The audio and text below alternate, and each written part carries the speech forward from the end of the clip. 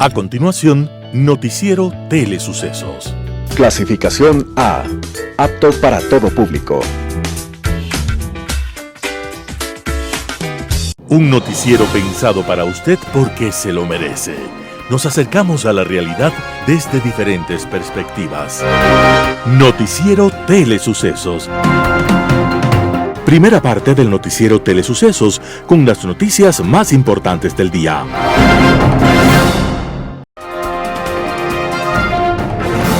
Un día como hoy. Hace miles de años, un hombre con su pequeño grupo tribal había logrado dar caza a un venado, cuando vieron entre las ramas que se movía una cosa extraña.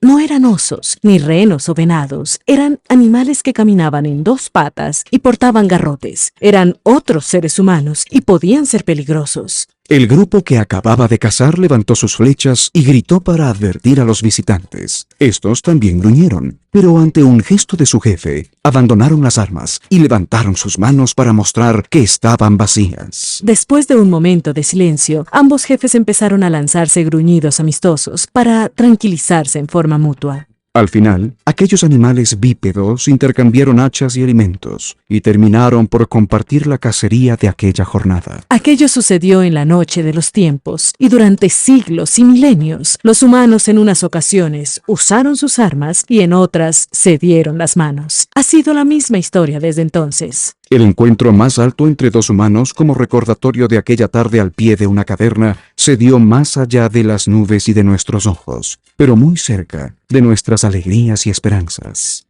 El uno era norteamericano y el otro soviético, y no estaban al lado de ninguna caverna, sino ingrávidos, volando en el espacio exterior a 40.000 kilómetros por hora. Uno comandaba la nave norteamericana Apolo, el otro la soviética Soyuz. Fue la primera vez que las dos potencias realizaban una misión conjunta. Fue un día como hoy, 17 de julio de 1975. Y como los dos antepasados de las cavernas nos enseñaron que dos seres humanos distintos pueden darse la mano en sus sueños de paz y de respeto, aquí en la Tierra o cerca de las estrellas. Las principales noticias del día. Titulares. Ecuador pide en Bruselas la exención del visado Schengen. Comenzó la rehabilitación de la Avenida Patria. Alcalde de Quito anuncia la depuración de agentes corruptos de la Agencia Metropolitana de Tránsito. En el segmento de opinión, sistema de pensiones. En política internacional, más amenazas. Los editoriales serán de Alberto Dajic, El Mejor Guardián. Noticias del día. Ecuador pide en Bruselas la exención del visado Schengen. Embarcado en su último intento por lograr la exención del visado Schengen, el presidente Guillermo Lasso se dio tiempo para asistir a la firma de un memorándum de entendimiento con la Unión Europea. El acuerdo fue suscrito este 17 de julio y formó la Cancillería en Bruselas, donde se encuentra Lasso y el canciller Gustavo Manrique. Durante la firma del acuerdo y del documento, Manrique pidió nuevamente a Europa que exima de visado de corta estancia a los ecuatorianos por coherencia regional y por impulsar el turismo y los negocios. Ecuador mantiene un interés constante en que avance el proceso de exención del visado Schengen de corta duración, dijo Manrique. En su intervención, el canciller ecuatoriano recordó que el pasado abril su país entregó el cuestionario solicitado por la Comisión Europea sobre el cumplimiento de los requisitos técnicos para la excepción de los visados y se aseguró que estamos prestos a entregar cualquier información adicional que se necesite para este proceso. Sobre el memorándum firmado junto al alto representante de la Unión Europea para Asuntos Exteriores, Josep Borrell, el canciller señaló que este impulsará el diálogo político y la cooperación en la próxima década. El memorándum incluye 8 puntos, como el medio ambiente y la migración de ecuatorianos hacia el continente europeo. Comenzó la rehabilitación de la Avenida Patria. La Avenida Patria desde el Puente del Guambra hasta la Avenida 6 de Diciembre, en ambos sentidos, será cerrada por arreglos viales. Este cierre durará 60 días. Comenzó hoy, 17 de julio de 2023, hasta aproximadamente el 22 de septiembre. Esta suspensión vial se realizará con el propósito de mejorar y optimizar la vía, señaló el municipio de Quito. Primero se inhabilitará el sentido de oriente al occidente, esto quiere decir desde el Puente del Guambra, en la avenida 10 de agosto, hasta la 6 de diciembre por un mes. Una vez culminado el primer tramo, se cerrará el sentido de occidente a oriente. Esto quiere decir desde las 6 de diciembre hasta el puente del Guambra por los siguientes 30 días. La circulación peatonal y de bicicletas se irá revisando dependiendo de cómo avance la obra. También se aclara que la intersección de la avenida Amazonas y la avenida Patria también estará cerrada. El alcalde de Quito anuncia la depuración de agentes corruptos de la Agencia Metropolitana de Tránsito. Con mano dura vamos a depurar a los agentes corruptos de la Agencia Metropolitana de Tránsito, señaló Pavel Muñoz, alcalde de Quito, en el programa Frecuencia Quiteña este lunes. En referencia a los presuntos casos de corrupción que se habían hecho públicos en redes sociales, Pavel Muñoz fue categórico al afirmar que no se tolerarán estos actos de funcionarios y pidió la colaboración de la ciudadanía para seguir con los procesos legales una vez que esté hecha la denuncia. Si el ciudadano en la mitad del proceso retira la denuncia, el funcionario continúa, y si el proceso de desvinculación no se hace bien, un juez obliga a retornarlo a la institución, dijo el alcalde. También mencionó que es necesaria una gestión inteligente del tránsito, pues los semáforos inteligentes no se han reprogramado durante 11 años. Solo el 70% están conectados a un sistema inteligente. Hizo énfasis en la necesidad de ubicar cámaras en los semáforos que sean capaces de leer las placas de los vehículos, así como obtener la llamada tercera placa, un chip que se cobra, con el cual se cobra el peaje al pasar por los portales que son lectores, para tener un mejor registro de estos autos. También refirió que próximamente los agentes contarán con bodycams, cámaras en las vestimentas, que graban todo el procedimiento. Entrevista del día.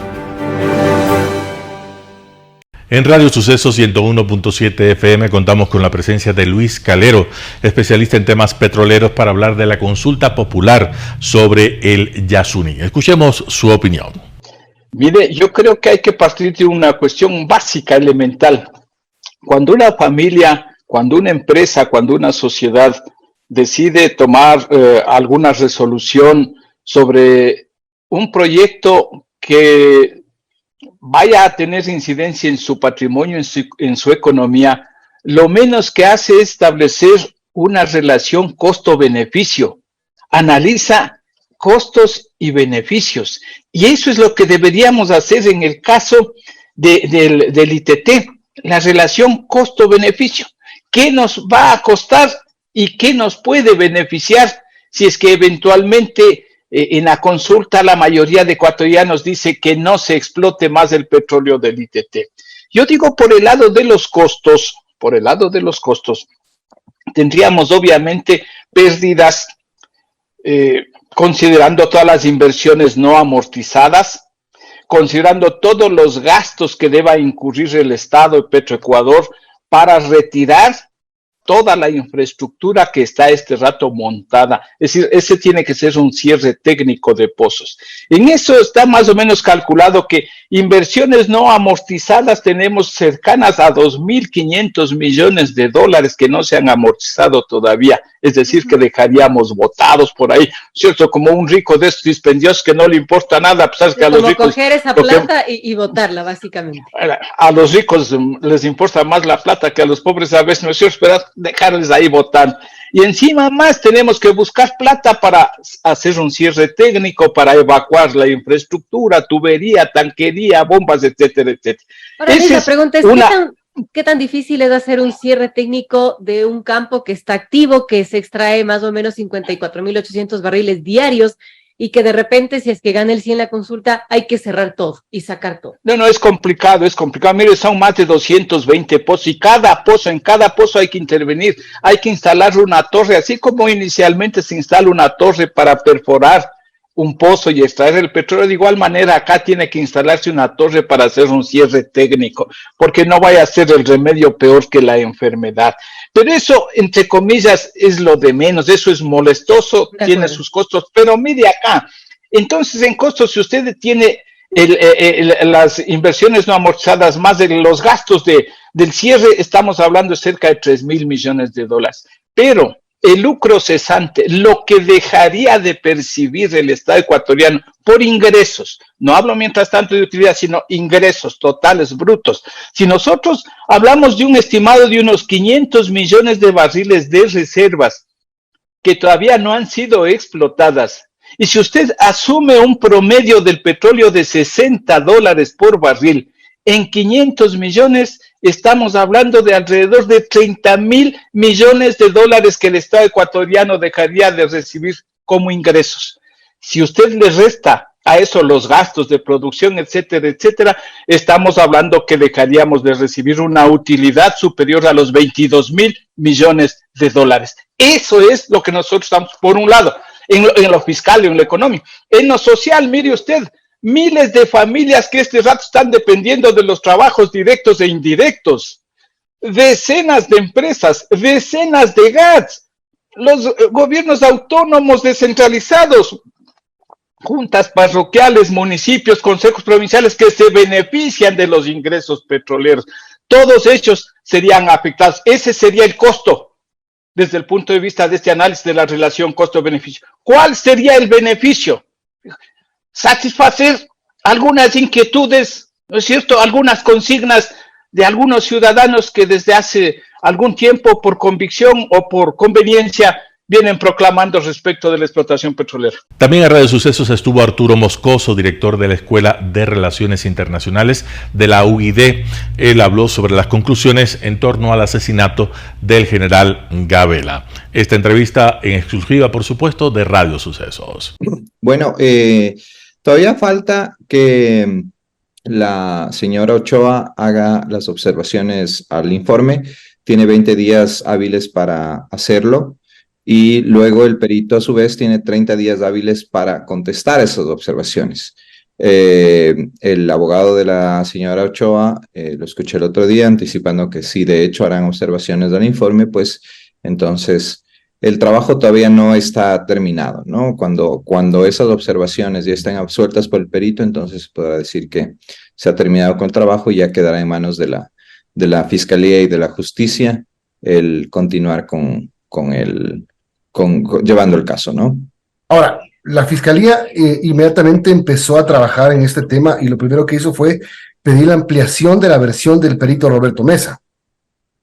Sí, bueno, el caso del asesinato del general Gabela se reabrió, me parece que en 2018, y desde ahí se ha seguido investigando. En efecto, el perito fue citado inmediatamente a ampliar su versión. Y también se ha solicitado una copia del informe que me parece que se le ha hecho llegar desde la Presidencia de la República a la Fiscalía para que tengan en sus archivos una copia del informe también. Ahora, ¿qué debería pasar, Arturo? ¿Para qué debería servir esta reconstrucción del tercer producto? Después de tanto tiempo, y como tú mismo dices, se abrió en el 2018, se reabrió en el 2018 un crimen de 2010, tenemos 13 años sin que haya una sanción para los autores intelectuales, y ya vamos a hablar luego del supuesto autor material, pero ¿qué debería pasar en adelante? A ver, primero aquí con el trabajo que ha hecho el perito de la reconstrucción, pues se está justamente haciendo la reparación a la señora Ochoa de su derecho a la verdad y sobre todo su derecho al acceso a la información, ¿no? Finalmente, la señora Ochoa y la Defensoría del Pueblo y la ciudadanía en general pueden conocer qué es lo que decía ese desaparecido tercer informe. Ahora, lo que dice ese informe es una hipótesis del perito, ¿no? No es un informe vinculante que ya determine responsabilidades ni sanciones. Es simplemente un insumo más para la investigación fiscal y ya sabrá el fiscal que lleva la causa, pues, hasta qué punto lo considera para su investigación y cómo y por qué corroboró o no lo que ahí se señala. Eso por un lado.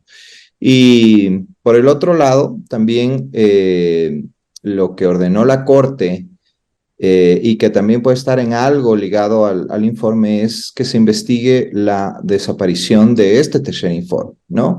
Porque justamente todo esto se ha tenido que hacer incluso volviendo a contratar al perito, porque en la administración de Rafael Correa desapareció ese informe. Y hasta el momento no hay responsables por esa desaparición de ese informe, que es un tema muy serio, porque fue un informe pagado con dineros públicos y que luego desaparece misteriosamente y que luego aparecen versiones adulteradas de ese informe, que ninguna se corresponde con la que realizó el perito, ¿no? Entonces, eso también tiene que investigarse, no solo porque hay una orden de la Corte Constitucional, sino porque es obligación de la Fiscalía, creo que, determinar esto, ¿no? Un panorama de noticias para su estatura intelectual.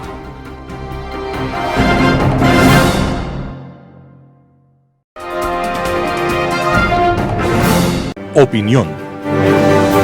Estimados amigos y amigas, gracias por estar con nosotros en este programa de Telesucesos. Hoy vamos a hacer algún comentario con respecto a un tema verdaderamente importante, que es el sistema de pensiones administrado por el Seguro Social Ecuatoriano. El presidente Guillermo Lasso Mendoza formó allá por enero de este año, formó una comisión de varias personas, entre hombres y mujeres, especialistas en estos temas. Coordinado el grupo por un economista ecuatoriano de una gran experiencia nacional e internacional, el señor Augusto de la Torre. Ellos han entregado hace pocos días atrás el informe correspondiente al presidente, sometido naturalmente a lo que dice el texto de decreto presidencial que firmó el presidente allá por enero, que se refería solamente al sistema de pensiones administrado por el Seguro Social Ecuatoriano. Algunas personas dicen que no es completo y naturalmente porque no se dice nada con respecto al seguro de salud, que ese es un desastre administrado por el Seguro Social Ecuatoriano. Pero bueno, la comisión ha tenido presente el encargo por decreto en el texto del decreto del presidente y en función de eso ha puesto en consideración del presidente un informe, un diagnóstico y unas recomendaciones para reformar el sistema de pensiones. Ahora la pregunta primera, estimados amigos, es ¿por qué reformar el sistema actual? ¿Por qué? Bueno, porque el sistema actual, que se llama de reparto, es insostenible financieramente en los próximos años.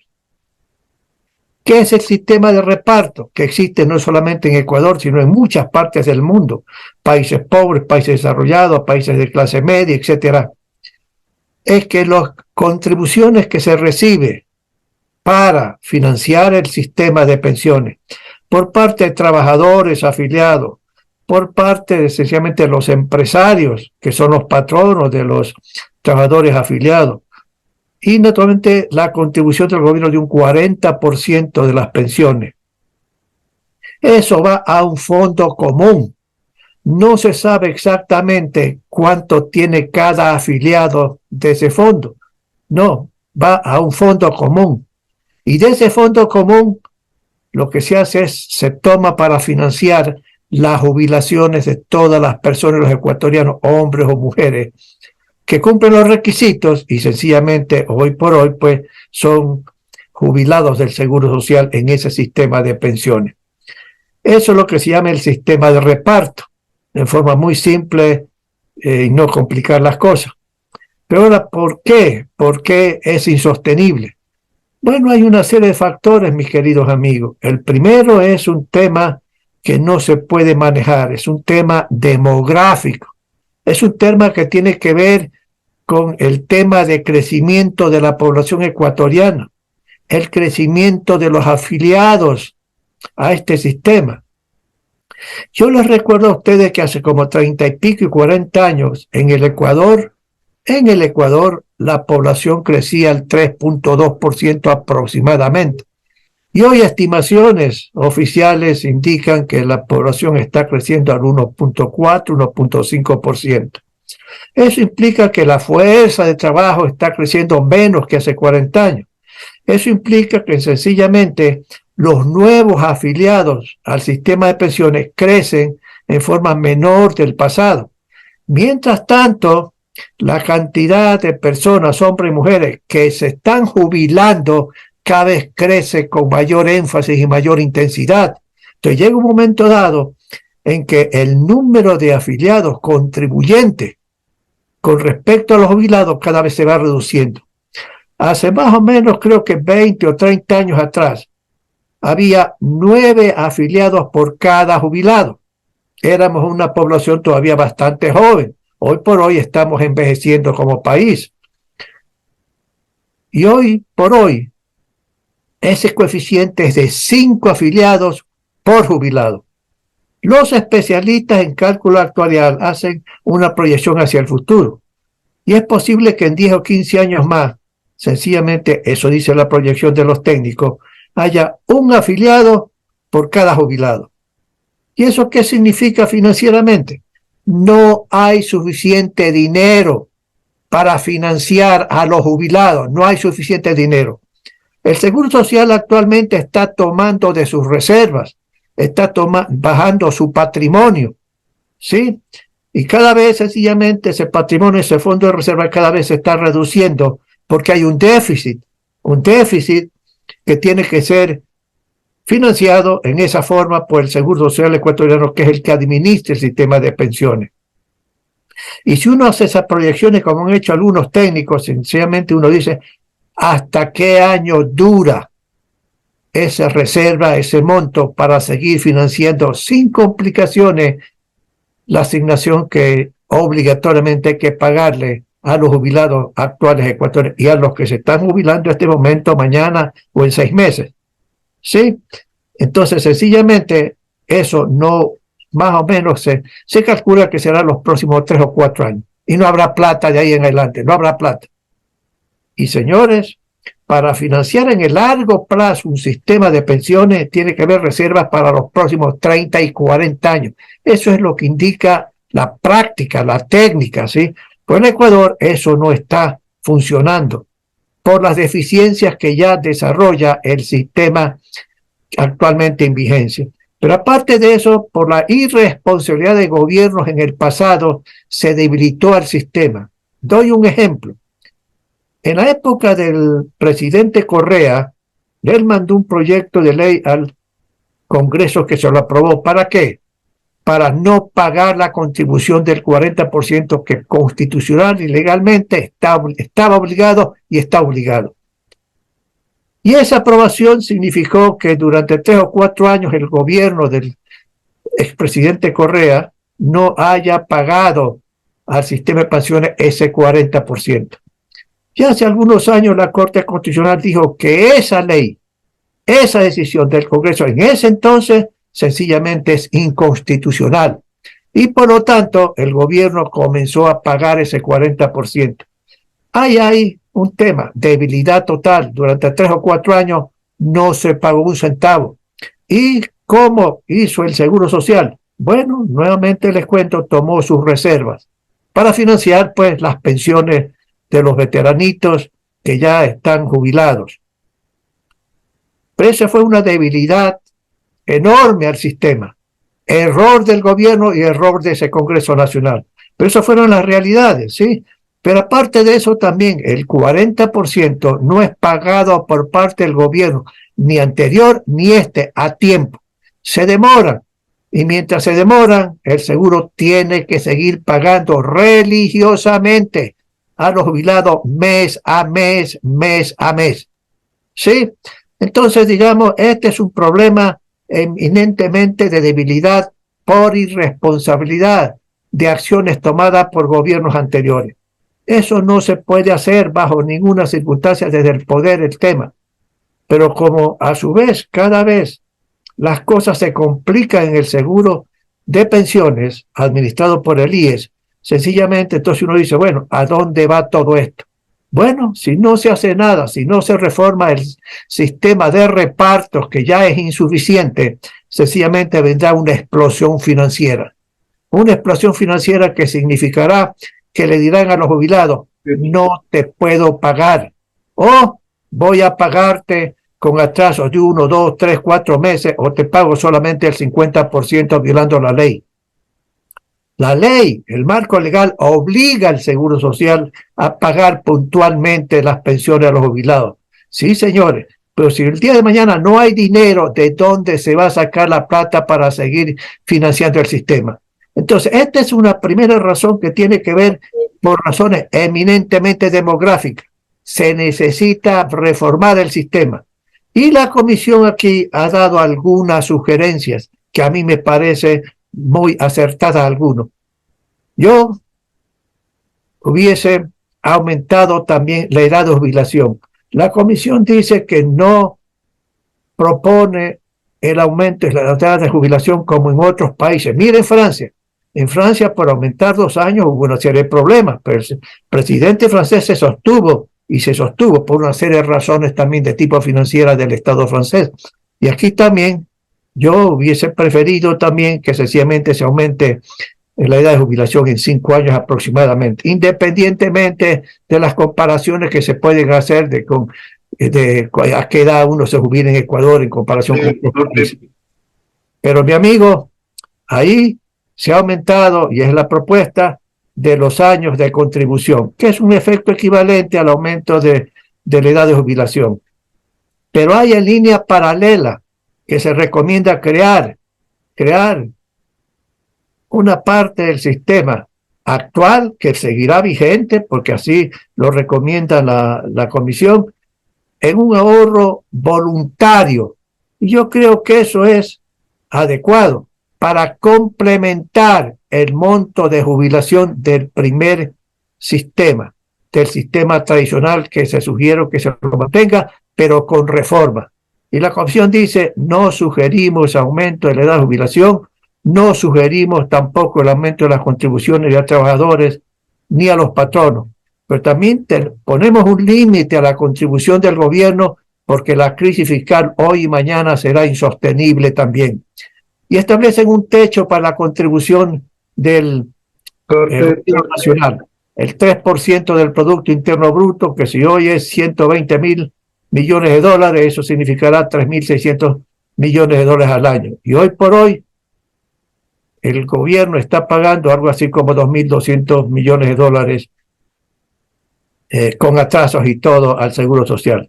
Amigos y amigos, esta es la razón fundamental y hay otras razones para cambiar el sistema de reparto en una combinación, en un sistema mixto, como recomiendan los miembros de la comisión. Si no se hace nada, vendrá una explosión financiera. Hoy por hoy, en el sistema que se está recomendando por parte de la comisión, no se tocará los intereses de los jubilados actuales, ni los que se están en este momento queriendo jubilar. De tal manera que yo creo, amigos, que hay que reformar el sistema irremediablemente. Y el presidente tiene que estar estudiando las propuestas, tendrá que hacer análisis con sus gabinetes y con una serie de grupos sociales para poder decidir qué hacer, acoger o no coger y mandar a la Corte Constitucional. Y si el presidente no decide nada, eso queda para el nuevo gobierno. Y el nuevo gobierno tiene que estar convencido de que irremediablemente hay que cambiar y reformar el sistema. Gracias, amigos, por estar con nosotros. Nos veremos la próxima semana. Este es un tema bien importante para todos los ecuatorianos.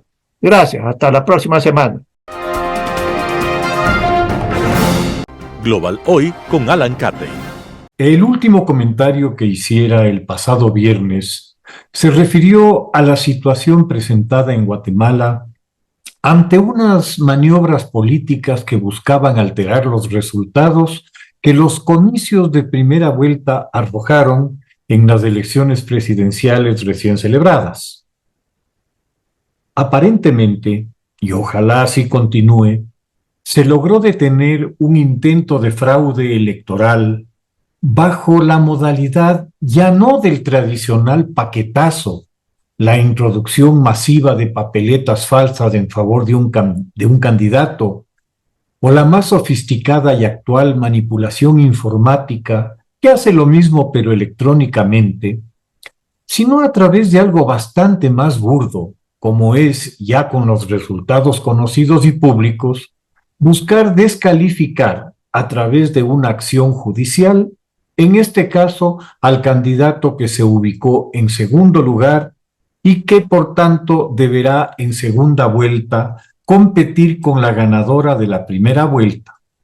Y lo hacen aduciendo alteraciones de documentación que se debió presentar por parte de los aspirantes a candidatos en su momento al Tribunal Electoral, el único responsable y calificado para dar validez a tales documentos. Para un gobierno que ya venía muy cuestionado por temas de corrupción, se le hizo cuesta arriba imponer ante el país y el mundo un relato evidentemente armado para desconocer una clara voluntad popular expresada en las urnas. En buena hora, la actuación de países e instituciones democráticos salieron al frente a este descarado golpe y en defensa de unas elecciones que se dieron en un marco democrático. Mientras esto sucedía en Guatemala, al otro lado del mundo, en el reino de Tailandia, en el sudeste asiático, se concretaba, ahí sí, un fraude de enormes proporciones. En el mes de mayo pasado, se celebraron elecciones para el Parlamento tailandés, un cuerpo legislativo de sui generis composición, pues el régimen militar que efectivamente gobierna el país se reserva la designación de 250 miembros del Senado que tiene la capacidad de obstruir al Parlamento desde la designación del primer ministro. Exactamente eso ha acontecido a pesar de la contundente victoria que alcanzó la oposición al obtener los dos primeros partidos de esta, en conjunto, 300 de los 500 escaños del Parlamento. El partido más votado, Avanzar, logró 151 escaños con casi 15 millones de votos, al tiempo que el Partido por Tailandia, también de oposición, logró 142 escaños y algo más de 10 millones de votos. El total de votantes llegó a 39 millones, un 75% de participación, con casi 3 millones de votos nulos. Los votos sumados de los dos partidos opositores victoriosos significan el 70% de los votos válidos, pero por la forma de la elección no lograron obtener la mayoría absoluta en el Parlamento. Los partidos más o menos afines al régimen militar, junto a los 250 senadores designados a dedo por el régimen, lograron impedir el nombramiento del líder de Avanzar, Pita Limjaroenrat, de 42 años de edad, que logró aglutinar en su torno una amplia coalición de grupos políticos y de gente muy joven, opuestos a una embosada dictadura militar que ha gobernado el país con mano de hierro desde 2010, utilizando la figura del monarca como parapeto para su gestión. Evidentemente, la arrogación de los dictadores de la facultad de designar por sí y ante sí a 250 senadores constituye ya de entrada un fraude y una burla a cualquier concepto democrático de libre elección. Es una tutela autoritaria que está consciente que ese número en un país fragmentado en 70 o más partidos y movimientos políticos vuelve prácticamente imposible nombrar un primer ministro sin el visto bueno de las Fuerzas Armadas. Incluso ante una victoria tan contundente como la alcanzada por la oposición, con el 70% del voto popular, con 300 escaños parlamentarios, no ha logrado que, como en cualquier parlamento, el líder del partido más votado pueda asumir, como lo ha expresado la voluntad popular, el cargo de primer ministro y con él la conducción del gobierno de su país. En una región en que lamentablemente las autocracias se han vuelto la norma, no sorprende la forma de actuar de unas fuerzas armadas que devienen en verdaderos ejércitos de ocupación. El caso de Myanmar, vecino de Tailandia, nos ilustra perfectamente en cuanto al cómo se concibe y practica el poder en la región. Tras una dictadura de 23 años, con un intervalo democrático entre 2011 y 2021, el ejército de Myanmar retomó sangrientamente el poder, precipitando al país a una guerra civil en la que las atrocidades están a la orden del día. El país se ha dividido en facciones armadas con permanentes enfrentamientos contra el ejército que identifica a la población civil como al enemigo. En cierta manera, sin toda la carga de ciego fanatismo ideológico que fuera el motor del genocidio camboyano por parte del Khmer Rojo, hay obvios paralelos entre las acciones de exterminio de fuerzas armadas en uno y otro país y momento. No se debe olvidar que el sudeste asiático fue escenario de largas y dolorosas guerras coloniales y postcoloniales que se prolongaron hasta los años 80 del pasado siglo. Es evidente una predisposición hacia el autoritarismo y los esfuerzos realizados para tratar de establecer sistemas democráticos se estrellan ante la tradición de los señores de la guerra, hoy atrincherados en fuerzas armadas supuestamente nacionales, pero que en realidad son instrumentos de una casta militar que juega para su beneficio exclusivo. No conviene olvidar que Myanmar es uno de los más importantes productores mundiales de opio y consiguientemente de heroína, actividad que se siente muy a gusto con gobiernos que comprensivamente se asocian al negocio, pues deja suficientes estímulos para todos los participantes. Esta nueva modalidad de Estado delincuente está creciendo significativamente en el mundo en un maridaje infame entre crimen organizado y un poder político y/o militar que opera para su exclusivo beneficio en una suerte de neo-oligarquía criminal. Este modelo lo vemos en operación en nuestro entorno cercano, como es el caso de Venezuela o Nicaragua, y algo más lejos en Siria, donde la producción de una droga sintética barata, el Captagón, es hoy por hoy la principal fuente de ingresos del país en un joint venture de familiares del dictador Assad con oficiales de las Fuerzas Armadas sirias y mafias narcotraficantes que han logrado importantes negocios en los ricos estados del Golfo Pérsico y en Arabia Saudita, al punto que, para frenar en algo la expansión de las adicciones, han debido readmitir a Siria al seno de la Liga Árabe, de la que fuera suspendida por el exterminio de sus opositores durante los 10 años de guerra civil en Siria.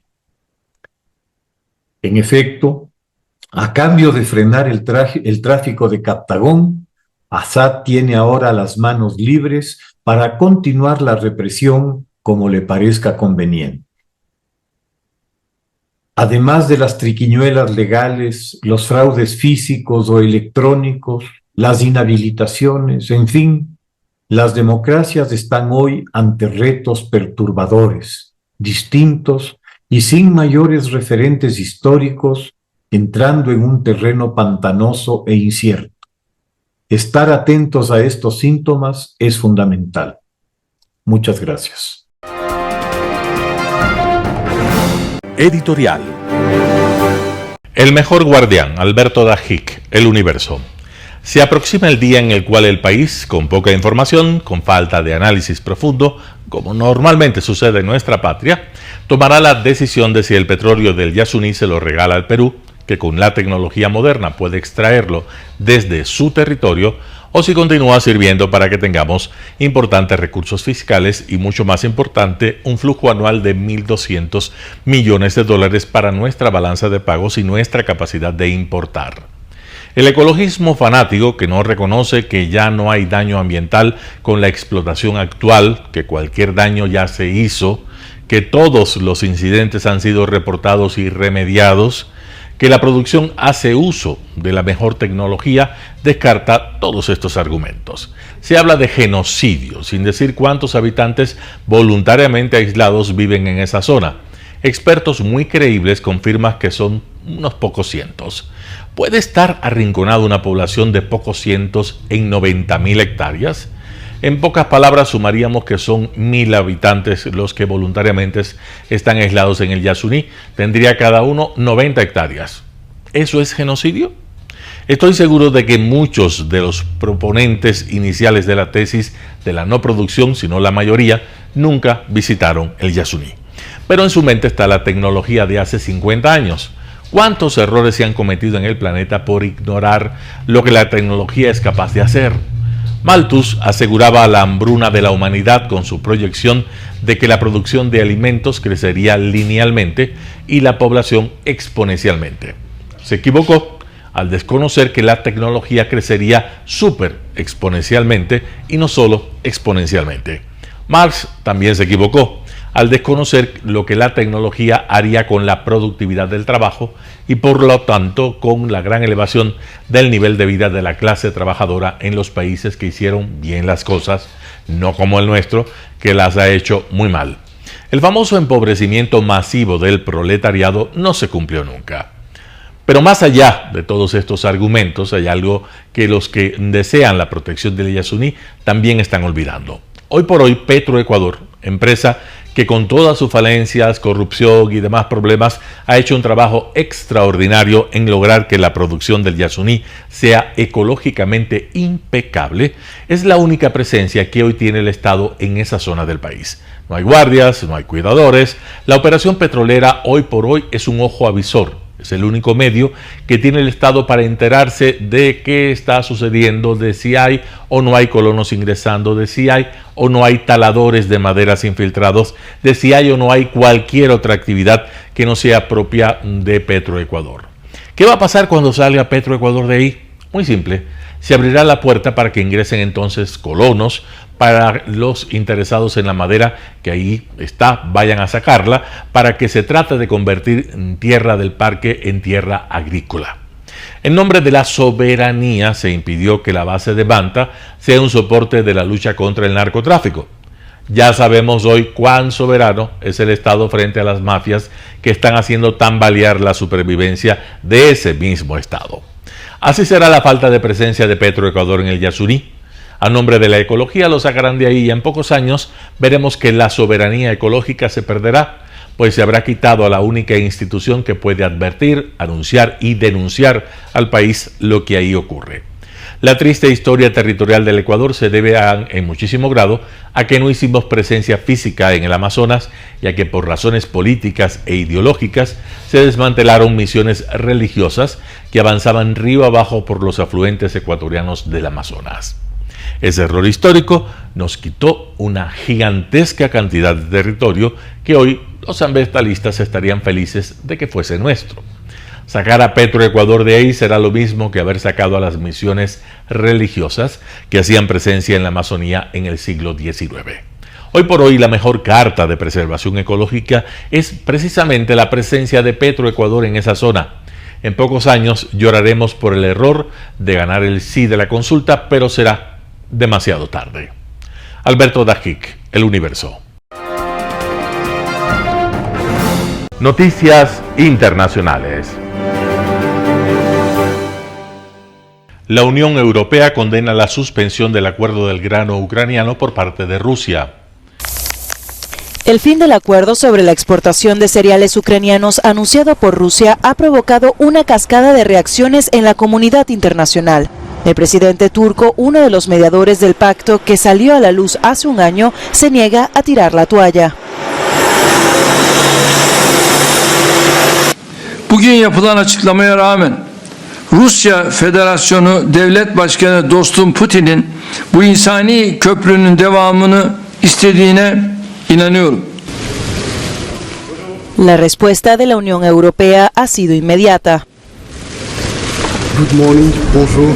Because this agreement, together with the European solidarity laws, it is helping to make sure that the most vulnerable countries have access to the grains and to the fertilizers they need for the people, for the population.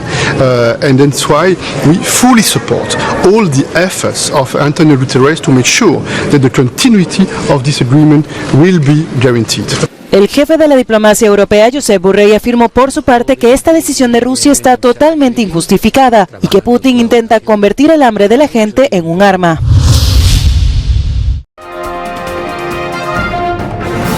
Estados Unidos y México reafirman alianza en la lucha contra el tráfico de armas y fentanilo. Los embajadores de México en Estados Unidos, Esteban Montezuma, y de Estados Unidos en México, Ken Salazar, se reunieron en Washington y afirmaron que la relación entre ambos países está en su mejor momento.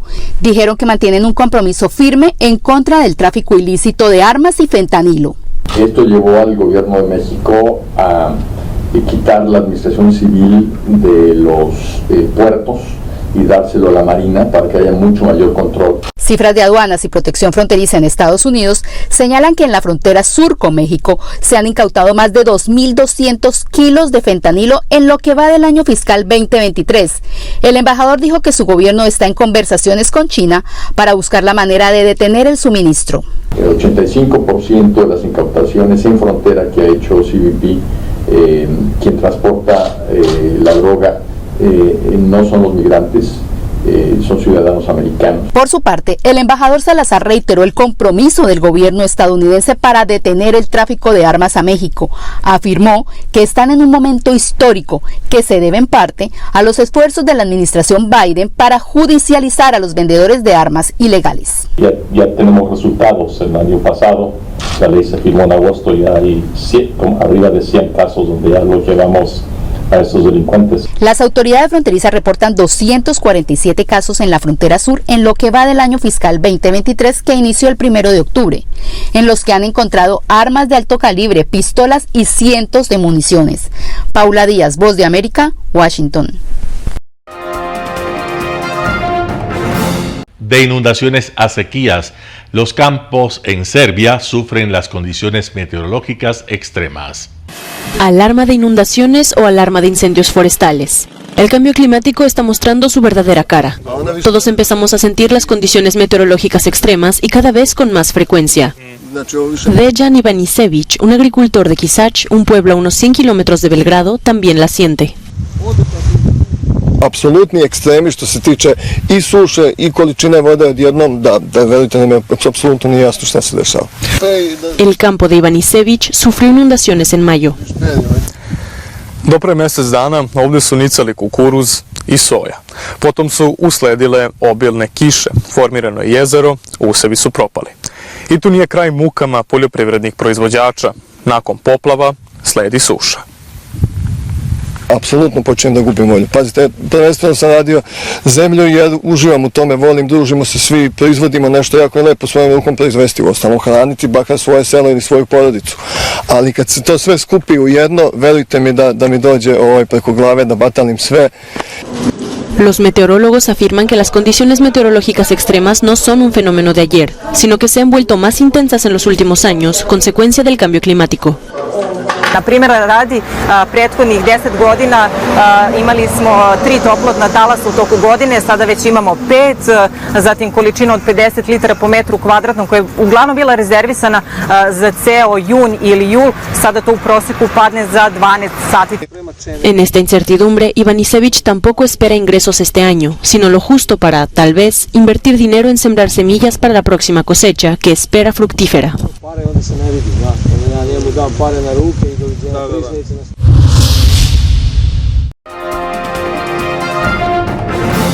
Telesucesos Sports. Deportes, deportes, deportes. Todas las tardes, 4 horas de lunes a miércoles, de 14 a 17 horas. Los jueves y viernes, 6 horas, de 12 a 20 horas. Desde Arena Telesucesos. Transmisiones en vivo, siempre Ecuavoley y luego Deportes para recordar. Todas las tardes, deportes en Telesucesos Sports, bajo la dirección del arquitecto David López. La visión objetiva de quien vive el deporte.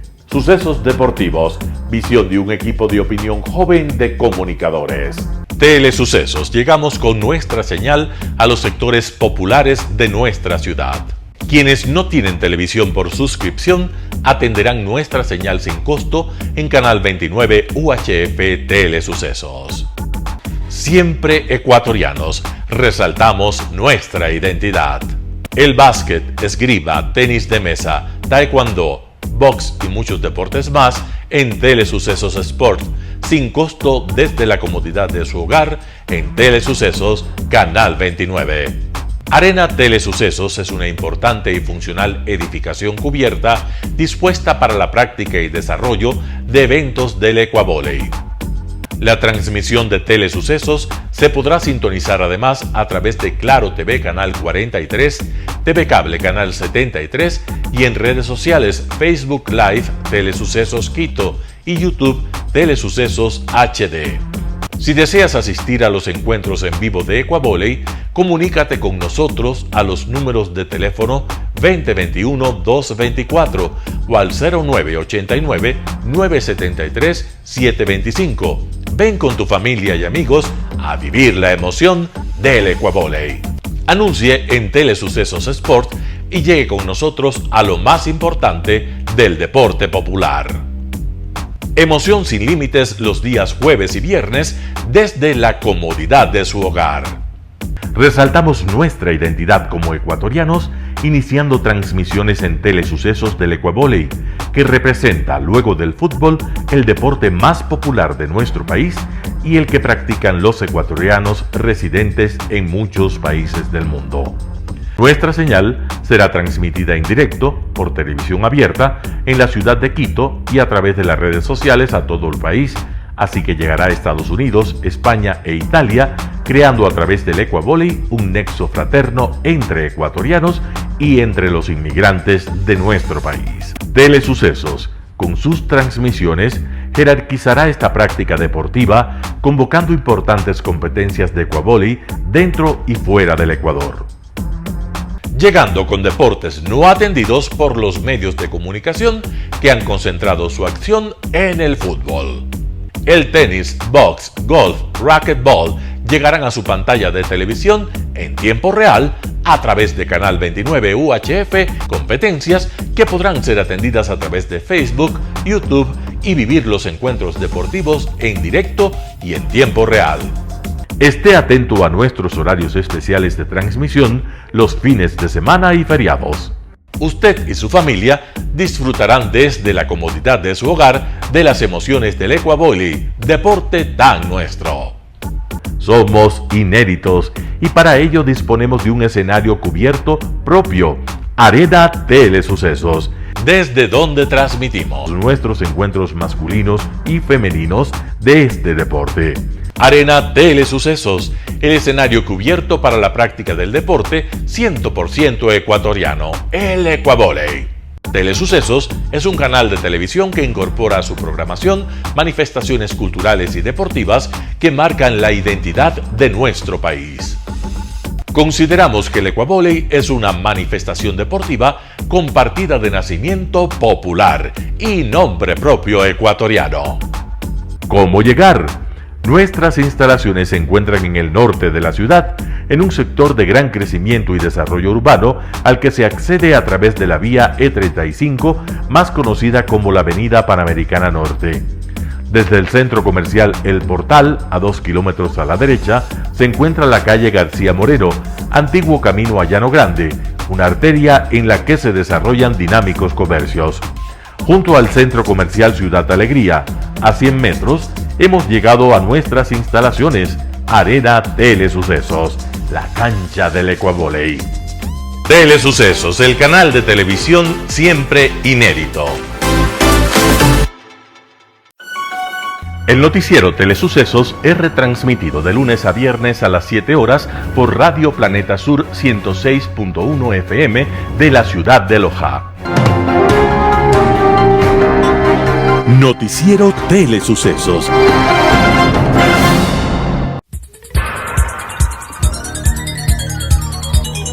Las opiniones vertidas en este espacio por la producción y dirección del programa son de exclusiva responsabilidad de sus autores y de quienes intervienen en ellos.